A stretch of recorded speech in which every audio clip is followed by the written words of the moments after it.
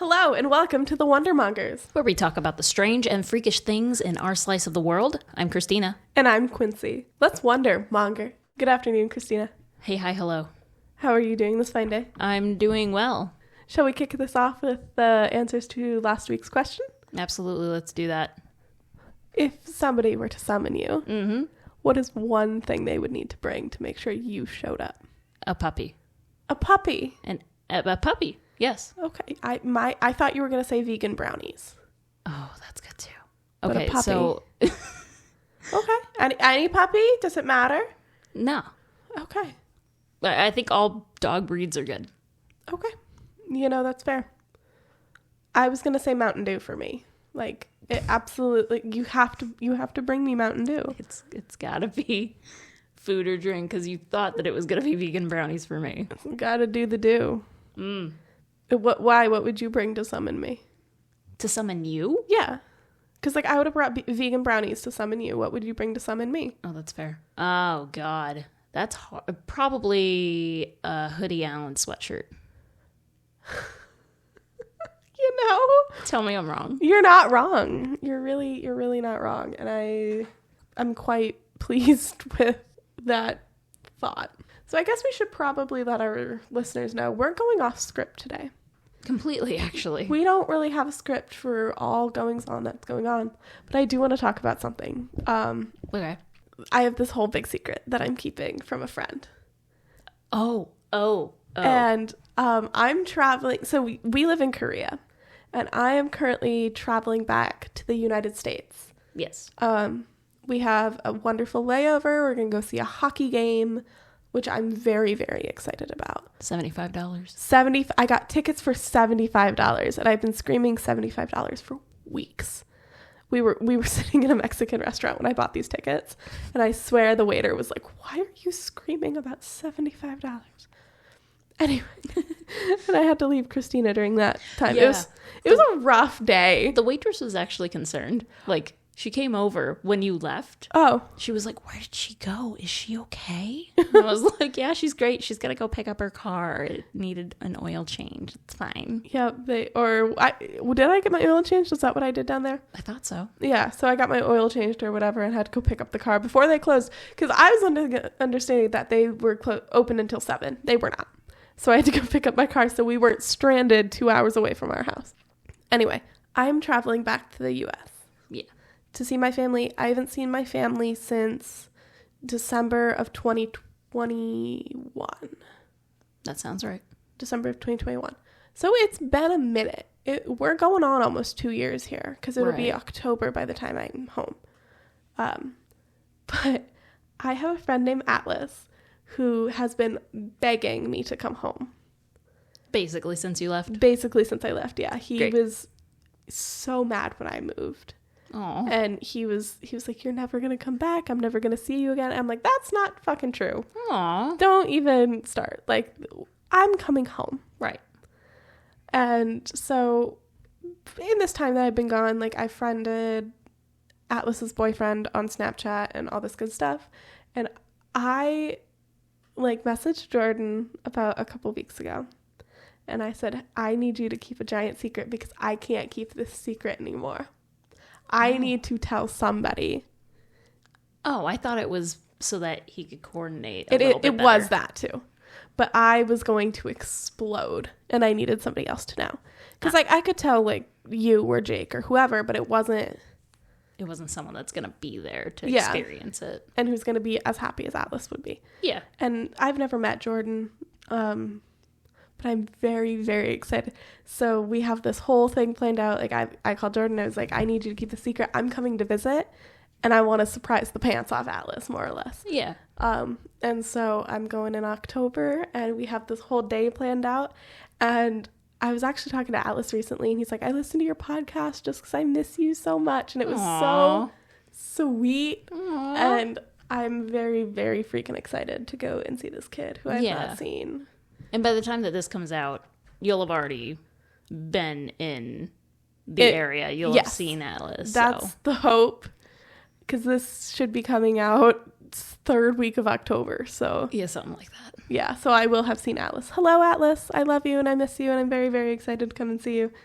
But I need people to know, because I've pretty much been telling everybody about the fact that I'm going home, and except Atlas, because I was like, at first I wasn't sure I was going to get to see everybody who I wanted to see. Fair. And so I was not telling anybody I was coming home. Oh. Because I was it was all up in the air on family coming to town and all that. And like family was commuting in from other states. Okay. So I wanted to get all that nailed down before I started calling everybody and be like, I'm coming home. When am I going to see you? Right. But now we've got it nailed down, and I'm so excited. I just hope I just hope it's going to be as exciting as I hope that it's going to be. Right, mutual. Because, like, sometimes you hear people say all the time, oh, I miss you, I give anything to see you again, just like friends. And then you go and see them, and they're like, oh, now I feel awkward and weird. And then they don't really, like, know what to do, because they didn't plan for it. Right. So sometimes there is that option of them reacting incorrectly. But I feel like, considering what you've told me about Atlas already, that's not going to be the case. They're going to freak out. I'm not worried that he doesn't want to see me. I'm more worried that the surprise is going to make him upset at both myself and Jordan, because I have sworn up and down to Atlas. And I literally just the other day, and the second I got off the phone with Atlas, I messaged Jordan. I was like, what the hell did I just say? Because Atlas was like, you need to come and see me. And I said, yeah, we're looking at coming summer of next year. I would absolutely tell you if I'm coming to see you. Oh, no, what did you do? I don't know what I did, and I'm so mad. I'm mad at myself, and I'm worried he's going to be upset at me, because then I messaged Jordan, and I was like, what did I just say? Okay. I'm slowly digging my grave here. A little bit. And, like, I feel like I'm going to get to Alice's front door and present him with a shovel and just be like, finish burying me. Like, I fucked up. Please, don't like sneak up on him or anything like that. Just bring a teeny shovel. Just be like, I buried my own, like one of those like plastic ones for like building sandcastles. Just like, I'm burying myself. Please do that. Either way, I'm very, very excited, but I really hope Jordan is going to be able to keep the secret. I wanted to text him pretty much as soon as I bought tickets 6 months ago. Jeez. But I wasn't going to make anybody keep that secret for that long, because Atlas found out Jordan and I were communicating. And desperately wants to know what we're talking about. Yeah, I think at some point you said that that Atlas wanted a hint. Mm-hmm. Because Atlas desperately wants a hint. Like, it was conveyed to him that there was going to be a surprise for him. Mm-hmm. And he was like, give me a hint. And then he was told it was the size or bigger than a refrigerator. It will fit in a refrigerator box. That's what it is. Yes. I can confirm I will fit in a refrigerator box. And my husband could probably fit inside the refrigerator box with me, as long as it's not like a mini fridge box. Then it's the most accurate. Right? That was what I was thinking. Because I know people usually use like, oh, is it bigger than a bread box? But like, I am bigger than a bread box. I was about to say, good luck fitting an entire body in a bread box. I mean, maybe you could if you're that kind of a crazy person, but... Yeah. And here's what I was not ready for when I moved. Like, before I moved to Korea, I kept thinking of all this stuff that I'm going to miss, right? From my day-to-day life living in the States. What do you miss from living in the States? Like, day-to-day? That's a really good question. I think it's the accessibility of being able to, like, go to the grocery store and get whatever I want, or being able to go to a movie wherever I want, and it's going to be in English, and they're going to have popcorn and all of that stuff. And I think it's just simply the accessibility. Okay. That's very, very fair. Which, I mean, it should be friends and family, however. Well, like, aside from that, because that's like a given. Yeah. You know? Because if you could pack up your little life and bring it with you wherever you go, you know. Right. And I always thought when I was living in the States that we really don't have that much. We just have the same stuff over and over around, and it's really not that big of a deal. And then I come here and I'm like, oh, we had it good. All right. Yeah, that's very fair. And I will say now, even though I recently did get my Korean license, and I do drive here. Yeah. It is so much more nerve-wracking than it is driving in the States. I can believe that. Like, I don't currently drive here, but I have been a passenger, and Jesus. It's not the best feeling in the world to be a passenger in this country in general, even if you have a safe driver behind the wheel. Right. Just because there's everyone else that's a chaotic monster. I remember, so this may be kind of like an outing thing, but when my husband got to the base he was at previously when we were in the States, the base he was serving at when we met, they had a briefing about like road rage and stuff within Colorado. Okay. Yes, I am from Colorado. Hello. Colorado girly forever. Not the Midwest. It's not the Midwest, but it's the Midwest in my heart. And they had this briefing about like, don't flash your lights at anybody. Like you could get a gun pulled on you. It was a whole thing, right? Oh, Jesus. And I have decided that I would rather be driving in the state where maybe possibly somebody's going to flash a gun at me so I don't piss them off than drive here in this country where everybody drives like a fucking lunatic.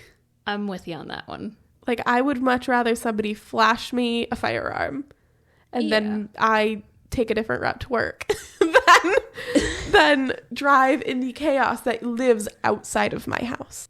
And I've driven through a drive-by shooting. Like, I think... I keep forgetting that was your reality growing up, and that's just not the normal But it wasn't. thing. But it really wasn't. I grew up in a very, very safe place. However, if you drive through the wrong part of town at the wrong part of the day, it happens. right. And like when I was very little, I lived outside of Chicago until I was 9. Yes. So I understand the thought process, but I was very unaware of my own self and the world around me. Okay. At that particular point in my age. So I didn't really fully understand what was going on, but I understood that bad things can happen if you're in the wrong area. Mm-hmm. But being an adult or just being older than 10, Yes. like, it's hard for me to understand it completely. Yeah. That is something that you can live with. Because I lived, we went straight from there to the hickest part of town that ever did exist in Indiana. Right.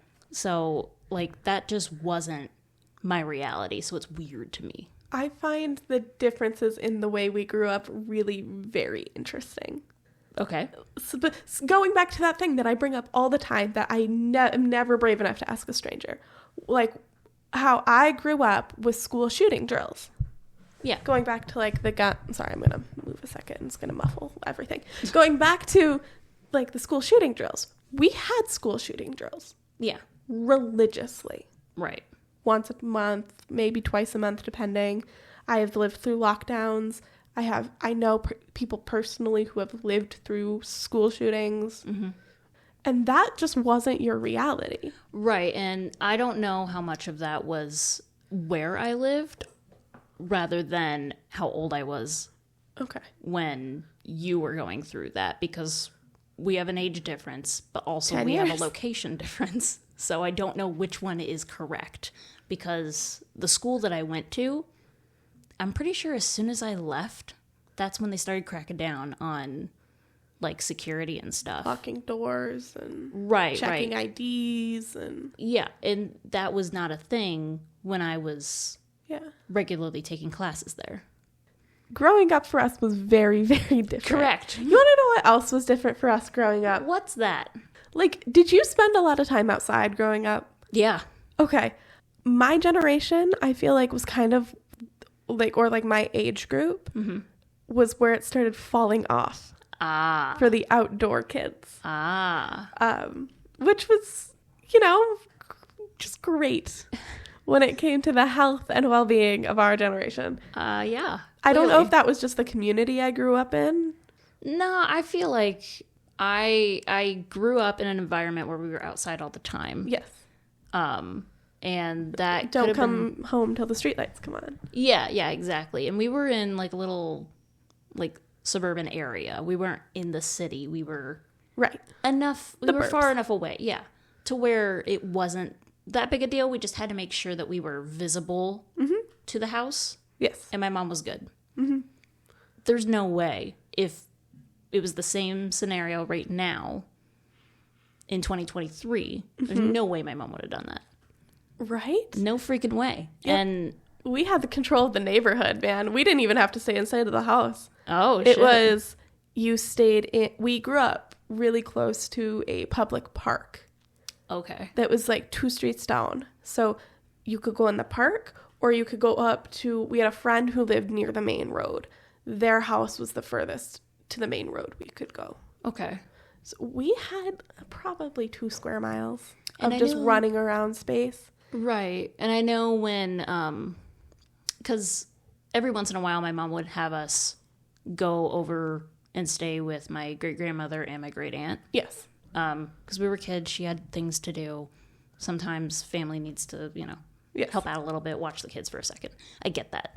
So we were there enough, and they lived right across the street from an actual, like, elementary school. Great. And they had a playground. Mm-hmm. So basically, because my great-grandmother and my great-aunt didn't really know how to do things with kids, like, they provided a certain amount of toys, right, but they didn't really play with us. Right. So we had to play amongst ourselves, and when we got boring to our own selves, they were like, okay, go across the street to the school. They have a playground. Get out of here. Right, get out of here, bye.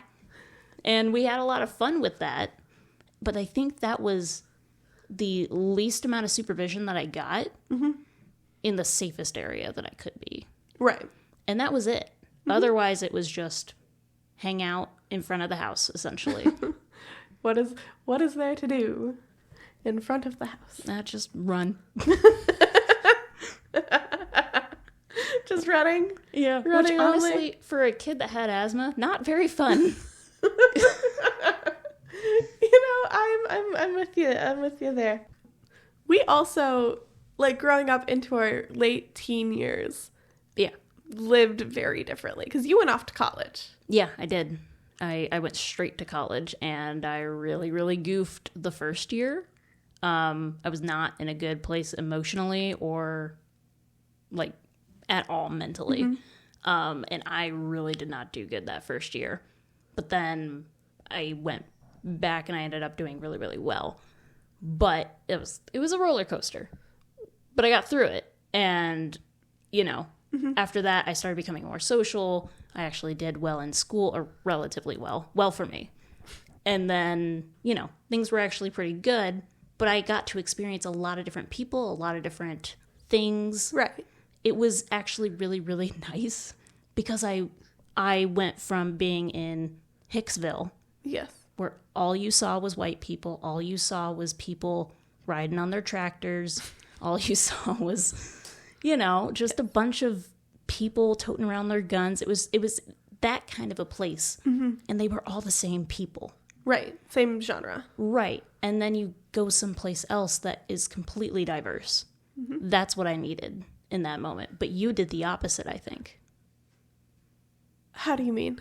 I think Colorado, where you were growing up, you've talked about all sorts of different types of people that existed, and you grew up with that. Yes, I grew as up a very, kid. very diverse area. And now you're... Sorry, I got an email from Oprah Daily. I didn't mean to completely interrupt you, but Oprah wants to email me. I'm so sorry. Why do you have emails from Oprah? I don't. It was a pop-up ad on this website that was like, hey, do you want emails from Oprah? And I'm so sorry. I did not mean to interrupt you. And you're like, do I ever? I clicked no. I said, do not dare email me, Oprah. I would want nothing less. Great. I'm so sorry. Yes, I grew up in a very diverse place. Yes, and now you moved here to a place that doesn't have a whole lot of diversity. Correct. And not to mention the fact that, like, where we live is not where most of the tourists exist. Yeah. And it's not where most of the people who come to teach English, people who come to go to school, that sort of situation, that's out in, like, Itaewon or what's the other big one? I don't know. Where they Hongdae? Hongdae, okay. Yeah. That's where a lot of the travelers, the diversity would be. And we have our little baby base and a lot of Korean folks. Right. Which is great. Absolutely. But the thing is when you think of an army base, or any military base for that matter, you think it's big. Yes. That's not the case all the time. No, our base is like 2 blocks wide. Right. It's the teeniest thing. We've got I don't know, maybe 100 soldiers total. I will Google it. Oh, go for it. I don't know if you'll find anything, but militarybases.com. I didn't know that was a thing, but here we are. I don't think you're going to find that much on the internet. I really don't think you are either. Because, like, it doesn't even say, like, on Google Maps what is in this area. We like, don't what's exist. in this space. Yeah. So I doubt you're going to find any pertinent information. Found the phone number to Subway. Great. That's exactly what you need. Not Pizza Hut. Nope. Just the phone number to the Subway. Yeah, the Wikipedia page is not long. Because, like, I kind of already knew that you weren't going to find much, because when we found out where we were going to be stationed, I tried to look up information before we got here, or at least when we were, just chilling in the hotel before we actually got here. Yes. Found nothing. Yeah. Found zero things. We barely exist. Right. Like, even when you go around the area, if you say the name of the base, no one knows what you're talking about. Correct. No local knows exactly what that's called. They just know exists. There's a United States military base there. That's all they know. You can see the helicopters. Yeah. That is one of my favorite things, is to walk around outside when all of the like the Black Hawks and stuff are in the air, and watch all of the locals just be completely enamored by the Black Hawks. Because I remember experiencing that too. Yeah. And like the fighter jets and stuff when they come and go. And like I grew up in Colorado, where like an hour and a half south of where I grew up ish is the airbase with all the fighter jets. So like and like the helicopters and stuff. So that wasn't new to me when I moved here. And now I love watching other people get to experience that bit of like magical Black Hawks when they're in their like formations, and it's so cool. It is so cool. And like it's like when you present somebody with a movie that you love dearly. Yes. And then they're watching it and they actually really like it or something. Okay, don't. I can see it in your eyes. I can see it right there. No, I'm not going to watch this movie. I will watch the trailer, but I will not watch this movie. Brad Pitt is boring. Meet Joe Black. Brad Pitt is boring back in the day. Now he's great. We are going to pause this episode and you are going to watch the trailer right now so we can talk about it. But we are going to pause this right now and you're going to watch this trailer. Fine. We'll be right back. 65 years, Christina. Doesn't it go by in a blink? Ah. What the fuck was that? That's all you have to say? It looks like it came straight out of 1998, which it did. I don't know what else to tell you. Like, here's the thing. Every time the romantic interest said anything about him, his name is Joe, big surprise, it's called Meet Joe Black, my brain went to you. Me? No, stop it. Not you.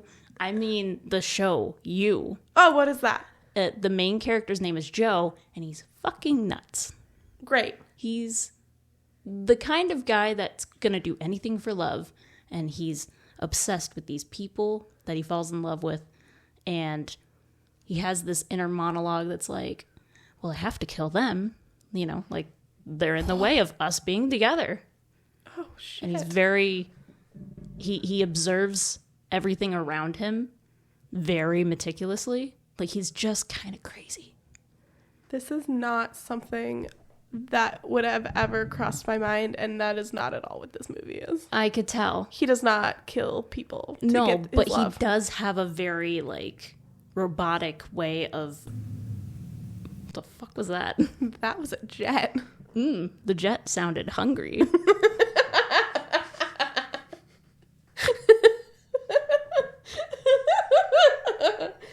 Yes, it did. But, like... The suit came with the body I stole. Right, the fucking Brad Pitt is basically a robot. He's death. He's never been a person. I get it. I understand. However, it's the same kind of mannerisms that you would get from the inner monologues of Joe from You. Okay. So that's where my brain went, and I'm not sure I need that. Would it make you feel better to know that he doesn't actually end up with the love interest? That helps. Great. However, I told you I'd give you the trailer, but I don't think this is the movie for me. Like, oh, come on now. Oh, come on.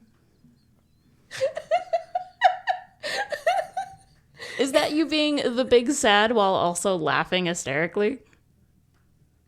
She can't breathe. Oh, good. Yes. Yes, it is. Oh, great. Christina. Great. Considering how you're probably never going to watch this movie, can I try and sell you a second movie? Sure. It is my favorite film of all time. So if I say no, you're going to be heartbroken. Not necessarily, because nobody's ever received this film in the way that I have received it. So nobody understands. Let me guess. Nick Cage or Jeremy Renner's in it. You perked right up. It's Nick Cage. I know it. It is Papa Cage himself, yes. Ah, you knew it. It's Papa Cage and Meg Ryan in City of Angels. I've never heard of this film.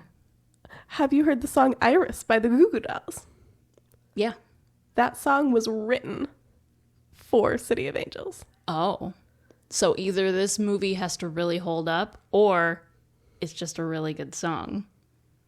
The and song the movie's okay. tells the story of the movie. Oh, great. I mean, so neat information. Thank you. Nick Cage plays an angel. Okay. Sent from above. Well, I assumed. And he goes and he collects people at their time of death and like walks them to the afterlife. That's like his job. Okay. And part of his job is observing people.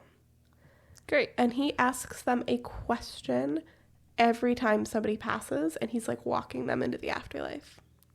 Do you want to know the question? Please tell me. And I will let you ponder, and I want your answer. Okay. When we're done with this conversation. Okay. He asks them what their favorite part about life was. Okay. And it's like a very compelling answer, like a very compelling question, because the first time we see it posed, it's posed to like a 6-year-old girl who he's walking into the afterlife. Oh, okay. Anyway, he goes and he's like being his guardian angel, doing his job, and he meets Meg Ryan, who works at a hospital, and falls in love with her. So he starts following her around. Mm-hmm. I need you to keep in mind this is an adaptation of, I believe it's either a French or a German film that came first. Okay. So it started as a foreign film. Okay. And he starts following her around, and he ends up making himself like appear to her and would talk to her. And he gives himself a really, really stupid name. My favorite. Because he does not actually have a last name. His name is just Seth. Okay. He gives himself the last name Plate. What? Because they're standing in her kitchen. Of course. All right, cool. And he panicked. Well, but then he as ends do up we all. falling from grace for love. to be with this girl. I'm sensing a theme here with your taste in movies. What's my theme? Some celestial being or death falls in love with the average individual. Very, very average individual. I think I like film that has some sort of extra quality to it, because my other favorite film... I can tell this is something that you feel really good about. I love this film so much. It's called Heart and Souls. Okay. With Robert Downey Jr. Back when Robert Downey Jr. was still doing heavy drugs. Okay. This is from the 90s. Is this pre-facial hair? Yes. And see, that weirds me out. Seeing his face without the facial hair is really very jarring. Which is so funny to me because I love this man. Anyway, heavily drugged yes. Robert Downey Jr. in this movie. And basically, it takes place where these 4 people are in a bus crash and they pass away. Mm. And they are then connected to this child who was born in a vehicle near the bus crash. Okay. Robert Downey Jr. plays the child. Okay. And because we see him as a child and then as an adult. And the the people who die turn into spirits. And they kind of act as guardian angels, except for the fact that they're supposed to use this kid to fulfill their last wish before they move on to the afterlife. Before they are collected to move on. That's a shit gig. And they don't know it. So they don't know it? They don't know. Yeah, nobody explains it to him. Oh, so he doesn't know. But he doesn't know either. They don't know. He doesn't know. They're just inexplicably connected. And they follow him around and they can see him, or he can see them, until he's about 6, and they decide to phase out of his vision to stop interrupting his life because it's causing his parents to fight and all this stuff because he's seeing people that aren't there and it's bad, right? Okay. And when they come to be collected for the afterlife, they're the guy's well, did you fix what you needed to fix? And they said, I'm sorry, did we fix what? And this is all in the first 10 minutes of the film. Okay. And then they have to, they get explained to them that they can use Robert Downey Jr.'s character to then fulfill a life dream or fix what they needed to fix in order to move on and be at peace. And so the rest of the film is them reappearing to Robert and him going on this mess of an adventure to then fulfill these 4 spirits' last dying wish, essentially, while also trying to maintain his own life. It is so good. And they're on a time crunch because the afterlife is giving them a time crunch. Either you come and be at peace by the next 48 hours or you're not going to be at peace at all. You're going to have to deal with the fact that you didn't get to fulfill your last dying wish. Wow. Okay. Definitely sounds like a movie. It's wonderful. I mean, it just... What media are you drawn to, Christina? Not movies. No, I know, but you're drawn to short adaptations. Yeah. Short series. Yeah. What do you like? What is if somebody's if you see a trailer to a movie or a TV show or something, what is bound to get you drawn in? Something that requires big brain. Big brain. Yes. Okay. I need to be normally mysteries are really good, but also if you twist the reality and you don't really know what's going to happen next and you're just trying to figure it out, anything that requires me to try and solve a problem of some sort in my brain while the movie's going on and try and think about, what is this? What's going on? I'm in. Which is so funny because we watched Knives Out and Knives Out Glass Onion together, and I would periodically look over to you because Jake and I thoroughly enjoyed these films. Yeah. And I'd look over to you, and you looked like you were just having the worst time. That's just my resting face. No, it looked worse than like it didn't look like you had a neutral expression, like, because I know what your neutral expression looks like. It looked like you were sitting there going, oh my god, when is this going to be over? I can't take this anymore. I don't know what to tell you. You think that I look pained in photos too, and that's just me. To be fair, I didn't say that, Jake said. And then you rolled with it and you kept saying it. I did. But to be fair, a lot of people in the world that I love look really pained in photos. It's not just you. I think I have a theme. I think I'm collecting pained looking individuals. Like Pokemon cards? Like, yes. Jesus. Speaking of Pokemon cards. Uh-huh. Moving over to baseball cards. Oh. They're putting Hoodie Allen on a baseball card. That was the hardest left you could have gone in this particular scenario. And of course it had to do with Hoodie Allen.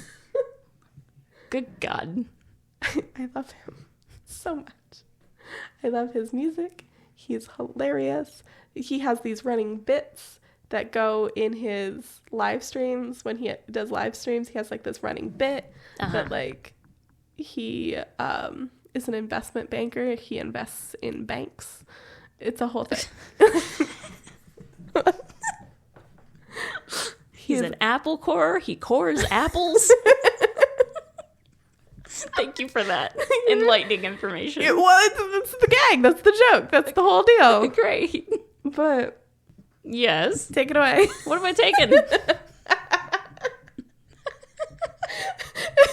It's like that episode of SpongeBob where he's at home alone and he's got like the napkin and the penny and the potato chip and the other thing, and they're like, these are my friends, and like he's singing and then he goes, take it away, Penny, and it zooms in on the penny and it's just silent because the penny's not singing. I just lived that moment. I'm so happy that I could be a part of that, even though I had no idea what was going on at the time. Indoors. Let me guess, it wasn't actually Abe Lincoln on the penny. Oh no, it was a fish. It's like a fish man. Of course it was. What's new with you between this recording and last? I've been playing video games an awful lot. Oh great, what's going on with your video games? I'm playing Ghost of Tsushima right now. Are you winning? You know. I feel like that meme where it's the dad walking in on his son going, are you winning, son? You basically are. Hello, father. Ha! How's it feel? How's it feel? She does this to me all the time. You have no idea how often she does this to me. Mommy. Okay, gross. While I'm home, I'm actually going to see a local theater production of Romeo and Juliet. Classic. And I'm very, very excited because my director, I did theater all through high school, and you did too. Yes. Big part of my life for a very long time was theater. To the point where like I was winning national medals and stuff. Oh, actually, for doing theater. I didn't in high school. In college, yes. Oh, okay. College. Yes. Either way, it was probably around the same time, to be perfectly honest. Yes. Yeah. 2014 to 2019. No. 2020. I was 13 earlier. to 2019. Anyway, theater was a really big part of my life. Yes. And I know people who did theater and acting and all that. And my director actually moved to a different school and after I had left, and my friends and I, who were also his students, were going to go surprise him at his theater thing. Okay. Which I'm very excited about because he was actually also a military brat. Nice. So he understands the like moving and all that stuff. So I'm right. gonna be like, Korea's so cool, and like get it. I'm excited. Yeah. We're gonna go surprise him. I'm more excited. I think. Sorry to my director. I get to see theater. I'm so excited. I've been really wanting to see theater since we got to Korea. You can see theater here. It's just not in English. It's just not in English. I know. We were going to go see Mamma Mia, actually, but it was all in Korean. And I was like, that would be really, really fun. Mm-hmm. because everybody knows Mamma Mia. Yeah. If you don't, you're lying. Right. And like Jake loves Mamma Mia so much. So we were going to go see it, but then like we ended up not being able to go for whatever reason. Right. But I thought like I'm feeling deprived of witnessing theater. And I know like Broadway and off Broadway is huge and everybody loves it and I love it too, but there's always going to be something, there's like going to be this special place in my heart for what is probably really bad local theater. Why? Because I did really bad local theater for a very long time. Right, but you just said bad. Like, so why would you want to partake in something that's bad? I'm not saying bad in like a negative connotation, but in like unprofessional. Okay. You know, getting to see people still learning and still figuring it out, and getting to witness that like the little things, especially like when it's a show that you know inside and out. Yeah. And then getting to go, is that a choice, or did they fuck up, or like what was their thought process behind it? And especially with like Shakespeare, because I love Shakespeare. Mm-hmm.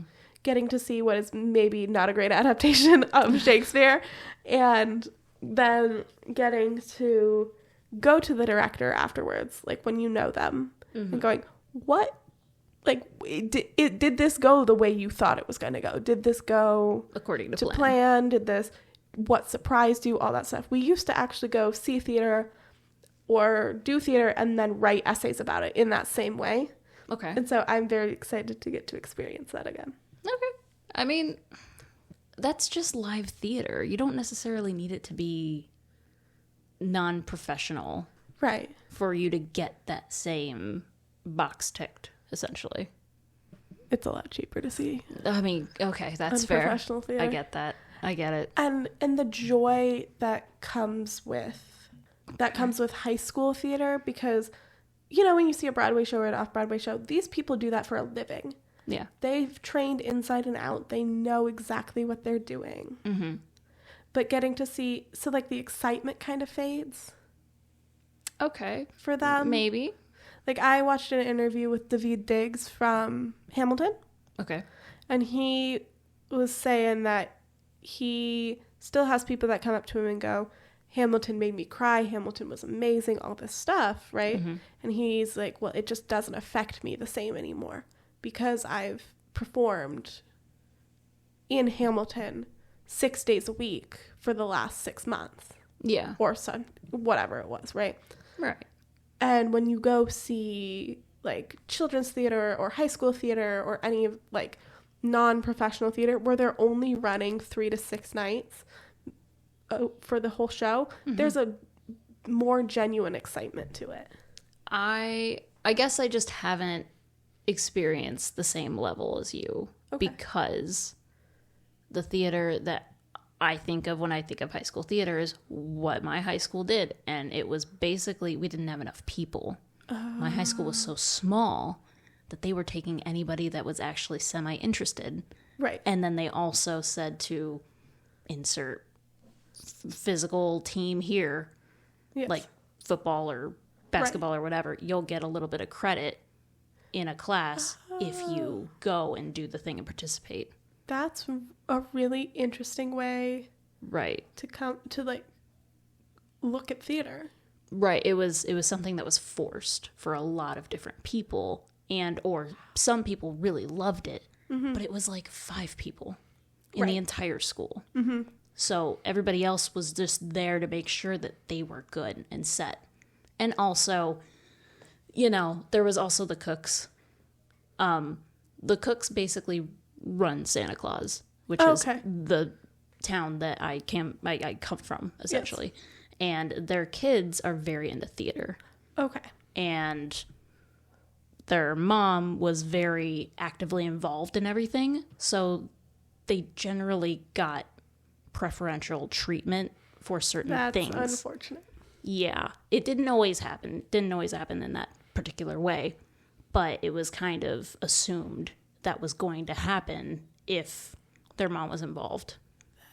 Whether it actually happened that way or not, I don't know. I wasn't there. Right. That wasn't I wasn't directly involved, but it always seemed that way to basically everybody. Then what was your theater experience like in college? In college, I was big on audio. Right. Basically strictly in the booth. Right. I did one class that had me direct. Okay. Every other thing, I stayed as far away from the stage as humanly possible. Okay. Do you have a favorite show? Do you know shows in and out like the back of your hand now from doing audio in the booth? Audio is the one thing, like sound is the one thing I tried not to touch when I did theater. Really? Why is that? Part of it was our very, very scary sound system and how it was rigged, and it just wasn't my favorite concept. We also didn't do a lot of sound heavy shows. Okay. And our theater was big on if the sound could be made naturally on stage, it was going to be. Okay. So you don't need little things like adding in knock sounds and that sort of thing. If it could be done on stage, they did it. Okay. Yeah, I mean, I to answer all of your questions, I don't have specific like shows that I just know in and out because we didn't do any of the popular ones. We would always do these like really weird ones that no one's ever. Please. Okay, so I acted once. Ooh, me too. And it was not great. I had to act like an old woman, which, as you can see, worked. Okay. I'm sorry. I love you so much. Go on. I was in high school. You Go hurt on. me. I meant that out of love. I meant that out of... Because we talk about all the time how you and I just embody old women. All the time. We are consistently just elderly. Right, but whereas I have it mentally, you have it physically. Correct. You are pop locking in. Polka dot. Hopefully not dropping. But also, I acted once and never again because I was so bad. Oh. I hated being in front of people like that. That was awful. I would much rather be the person behind the scenes. I was stage manager once in high school, and that was literally just me telling people what to do and pulling a curtain. That was it. And it was just because I asked because no one else was interested in the job. Interesting. And then later, I actually had like a football player come up and say, "Hey, how did you get that gig?" That's really cute. Sucks it suck. Sorry, Charlie. I had a conversation with my director that as I had gotten towards graduating, and I said, like, as I was reflecting on my experience, I said, how did you let me get away with so much? Was it because we had other adults in the program who thought I was crazy with these ideas and they were equally as crazy and pushed for it and helped me? Like, one of my tech directors actually has gone on to be one of my very best friends. Nice. They married my husband and I. Like, very, very important individual in my life. And then my other tech director, after they had left, he came in and he had worked in Hollywood. He was actually on Days of Our Lives. Oh, cool. So he understands the it's so crazy it just might work concept. Yeah. And when there was extra people and my director could really focus on the actual actors portion of it, I got a lot of leeway to do a lot of crazy shit that I probably should not have been allowed to do. Give me an example of some crazy shit that you were not allowed to do in other scenarios. I built prosthetics by hand and glued and removed them every night to make it look like people had metal embedded into their bodies. Yikes. Ask me which show. Which show? A Midsummer Night's Dream. William Shakespeare. It was insane. But I just remember I sat my director down. I was like, why did I get away with all of this? And he literally looked at me and he was like, I had too much other stuff to worry about. I figured you'd figure it out. Oh my God. And that is truly one of my favorite things I've ever been told, because it's given me a lot of confidence in life. Like, right I'm just going to let her go and she's going to figure it out, or she's going to figure out a way to fix it if it doesn't go as planned. And it truly did work out. Great. But I'm surprised you don't know, like, shows just, like, off the back of your hand of, like, what you did. I barely remember people that I actually went to school with for 4 years of my life. But what did you do in college, show-wise? There was one that we made up. Like, we created our own show. Actually, that happened a lot. You wrote a show. We just wrote a bunch of shows. Great. And we would just produce them ourselves. Fantastic. And that was it. Oh, that sounds fun. Yeah. Like, we didn't actually pull from the archives any different plays that we could do. We just made our own. That is actually very interesting. Yeah. What it was a lot of fun. What do you miss? Is that something you miss doing? Do you miss theater? I miss being creative. Okay. I absolutely miss being creative. And I know after college I was searching for that, and radio was a good way for me to get into that, because then I could produce like different commercials and stuff like that, and promos and all of that. And that's where I was able to at least do something creative that was mainstream enough that people weren't going to look at me and think, wow, you're a loser. And here we are now. Oh, yep. On a podcast. While Jeremy Renner is staring at you. Oh, yeah. I forget he's up there sometimes. She's got a little canvas of print thing. Yeah, Jeremy Renner. That might have, like, I was thinking about it. Do you think that was made, like, illegally? Did you think that was made, like, from an illegally stolen image? Probably, honestly. Like, they had a few too many there. For it to be, like, actual legit. Art. Well, that's, like, what a sigh. I miss the camaraderie. Sorry, I was thinking about theater. I miss the camaraderie of it. I miss being stuck with a group of people who you were forced to see. I think that's part of why I miss being employed. Because you miss being social with people that you have to get along with, or you have to at least figure it out with. Yeah, like, I miss there's nothing that I do in my life now where I can't look at it and go, this doesn't serve me, I'm walking away. I don't have to get creative and think about solving problems. Right. And I think I miss that. Gotcha. Whether it be with people or in theater, building stuff or whatever. Okay. I think I miss the solving problems. Okay. Don't give me more problems. I might combust. Oh, all right. I had that problem today with my calendar. You did. Like, it. Do you want to talk about it? Yeah, I would love to. It wrecked your world for a whole, 5-10 minutes. We were in the restaurant that we always go to, which we keep having problems in. Yeah. Like, I keep zoning out in the middle of talking, or because naked women are on camera, and by on camera I mean in a movie. There's always something. And this time it was the fact that you're going on this trip. Yes. You were talking about the fact that you have a calendar. I do. And you have it written down, but then somebody was requesting that it be online so that they could see when you were going to be places and everything, which totally makes sense.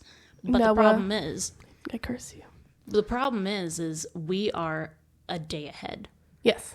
And you have everything in your calendar on South Korea time. Because that's where I live. Right, and that totally makes sense. But you just went with whatever was automatically going to go in there. I didn't know I could change it. Right, so now you know. But when you realized that everything was going to flip once you got to the States and everything would be shifted, that wrecked your world. And you were visibly shaking your hands because you couldn't contain the anxiety that you were feeling in the moment, and you were trying to fix it, but you didn't know how, and you wouldn't let me help, and I don't know why. Because I was convinced I could figure it out myself. Right, but I could have helped. I know. I think we keep having that problem. We certainly do. You are not very good at asking for help. Oh, correct. the panic on my face when I thought that I booked hockey tickets for a day that I was not going to be in. I know. She looked at me, desperation in her eyes, holding her phone, clutching her calendar, looked at me and said, "Oh my God, did I just spend $75 on something that I can't even go to?" And it's not even about the money. I just want to see the Colorado Avalanche. It's been so long. Jake and I, that used to be some of our first dates. We would spend an inordinate amount of money. Too much money for, like, if you're thinking about going on like a third or fourth date with somebody, are you going to spend like $300? No. Did I? Yes. Did he also? Yes. We took turns buying tickets, and we would go to the hockey game. You guys are nuts, by the way. About each other mostly. Money be damned, apparently. Truly, money be damned. And we would go to these hockey games. And so I was like, this is going to be awesome. We have this like really long layover. Right. We're going to be in fucking Texas, which I haven't been. I've been to Texas like twice, but not really. And so I was like, we don't know what we're going to do, all this stuff. And then I realized they're having a hockey game. Yeah. It's the preseason. Avs, I don't care. I'm just letting it be on the record. It's preseason, but it's still hockey. So to you, it's everything. Yeah. And I'm just so unbelievably excited to go and see this hockey game. Right. And I thought I double booked. It was not about the $75. I thought it was just that I got my flight wrong. Mm-hmm. And she panicked. She freaked out in this restaurant, and she's like, I need you to look this up for me real quick. Let me know what day it's actually happening, because I cannot miss this. Correct. And I looked it up, and it was actually fun. Yeah. I will be making it talking in. But it wrecked your entire afternoon. Like, it really did. After that, we got done with our food and everything. We got in the car, and we were about to leave, and you were like, God, my day was going so good, too. And it was actually fine. I have one other thing I want to touch on that I've been wanting to talk to you about. And it's actually a tweet. It's not about the hockey. Oh, I did see a post about the hockey thing earlier, though, where it was the Avs and the Minnesota Wild. Okay. And they had posted the preseason game that they had, the versus game or whatever. Yeah. And the Avs lost by like 3 or 4 points or something. And it's the comment on the post was, only 3 days until it actually, or only 3 games until it actually counts. And I was like, if that's not the pettiest bullshit I have ever heard. But it's funny as hell. It's so funny. I want to know who runs the Avs like social media, because it's fantastic. Anyway, so there's this tweet that I saw, and it's by a man named Joshua Turek, and it says, my theory is Pete Davidson is actually dating all of these children of the Illuminati to find out what really happened on 9/11 to avenge his father. And I don't know how much you're looking at me very confused, so I feel like you don't know much Pete Davidson lore. Why would I? I don't know. I think I fell into it, and now I know a lot about Pete Davidson. His father died in 9/11. Okay. And he was raised in New York by his mom. Okay. And the theory is, like, because he pulls all these astronomically, like, attractive women, right? Yeah. That's the whole deal. And so now people are saying that what if he's pulling these really hot women, like, and working his ass off, you know, to get with the children or the daughters of Illuminati members to figure out what really happened on 9/11, just so he can go and avenge his father. And I think that's a hilarious concept. The aluminum foil hats are really taking off, aren't they? Do we need to make ourselves some aluminum foil hats? Would that help us? Absolutely not. Why in the world would that help us? I swear, I'm going to come back and I'm going to make you an aluminum foil hat so we can wear them as we pod. Brilliant. The headphones will go really well. Truly, truly, it is my favorite. So I guess we're kind of at the end Okay. of this podcast Great. here. And I'm going to leave you with that question, the City of Angels question. Oh, fuck. I forgot about it. What is it again? What was your favorite thing about living is what Nick Cage would ask. Okay, so that's something that I have to think about. For next episode. Okay. What's your favorite thing about living? And I will tell you right now what the little girl said. Okay. Footy pajamas. I was about to say, tell me it's crayons. Yeah.